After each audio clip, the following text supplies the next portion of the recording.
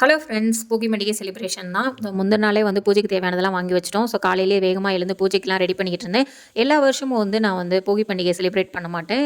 டேரெக்டாக பொங்கல் தான். பட் இந்த வருஷம் வந்து குலதெய்வம் வழிபாடு பண்ணால் ரொம்ப நல்லது அப்படின்னு சொல்லி பார்த்தேன். ஸோ குலதெய்வத்துக்கு காலையிலேயே பூஜை போட்டாச்சு. ஸோ பூஜை போடுறதுக்கு முன்னாடி ஏதாவது பிரசாதம் பண்ணணும் இல்லையா? நாளைக்கு பொங்கல் வைப்போம். ஸோ இன்றைக்கி வந்து கேசரி பண்ணுவோம் அப்படின்னு பண்ணேன். கேசரி பண்ணும்போது நீங்கள் வந்து வாட்டர் வந்து 1 டம்ளருக்கு 3 டம்ளர் வச்சு பாருங்கள். சீரியஸாகவே வந்து சீக்கிரம் கட்டி விழாது, நல்லாயிருக்கும், டேஸ்ட்டாகவும் இருக்கும். ஸோ மார்னிங் நாங்களும் பூஜையை வேகமாக முடிச்சுட்டு உங்களுக்கும் விஷஸ்லாம் போட்டு கொஞ்சம் ஃபோட்டோஸ்லாம் எடுத்திருக்கேன். ஸோ அதையும் லாஸ்ட்டில் ஆட் பண்ணியிருக்கேன் பாருங்கள். அவ்வளோதான், தீபாவளிலாம் கட்டி பூஜை முடிச்சாச்சு. அனைவருக்கும் இனிய போகி பண்டிகை நல்வாழ்த்துக்கள். பாய் பாய். சப்ஸ்கிரைப் பண்ணுங்க.